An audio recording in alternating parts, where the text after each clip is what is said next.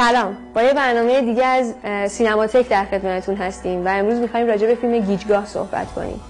فیلم گیجگاه اولین فیلمیه که عادل تبریزی ساخته و توی ژانر نوستالژی کمدی هم هست. خیلی از کارگردان‌ها و سازنده‌ها رفتن و این ژانر رو تاچ کردن و شروع کردن توی این زمینه محتوا سازی، مثل نهنگ عنبر، مثل فسیل، مثل هزار پا. ولی این فیلم یه فرقی داره.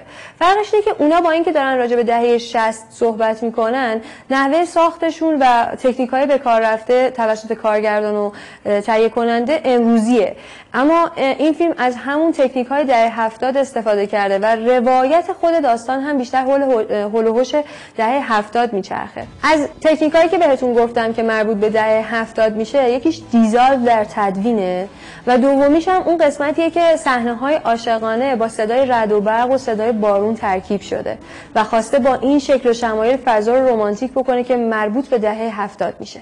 بابا این فیلم بازی تو مرتضیش ربطی به من و بچه‌م نداره. مگه کم بدبختی کشیدی؟ عادل تبریزی یه عرض ارادت خاصی هم توی یه سری از سکانساش به کارگردانا و سازنده‌های دهه 70 داشته. مثلا اون قسمتی که توی مدرسه فیلم برداری شده، یعنی سکانس‌های توی مدرسه، خیلی شبیه فیلم‌های کیارستمیه. یا اون قسمتی که توی سینمای متروکه در حال جنگ و دعوا هستن و در حال دوئل کردن و تیراندازیه، شبیه فیلم‌های کیمیاییه. یا اون قسمتی که راجع به اصول زندگی و حالا فضای خانواده و مشکلاتی از جنس محاسبات ابتدایی یه خانواده به وجود میاد، شبیه فیلم‌های مهرجوییه.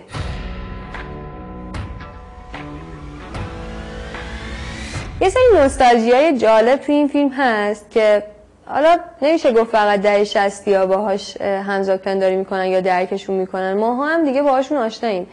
مثل رقص دهه 60ها که یک کاتگوری خاصی داره، یا ماشین ترند اون روزا که پیکان بوده، یا موز که میوه محبوب و مرغوب و نایاب اون برهه زمانی بوده و من حتی یادمه خیلی جاها با موز شوخی میشد. همین الانش هم آخرین شوخی اینه که پس من یه موز برداشتم.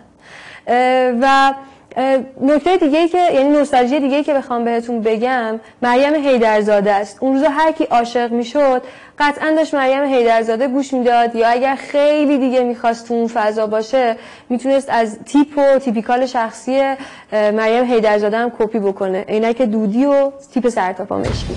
ورزش محبوب و ترند اون دوران هم کاراته بود که همیشه یکی از اعضای خانواده داشت میرفت کلاس کاراته. با همچین جنس نوستالژی هایی بیشتر شوخی کردن توی این فیلم.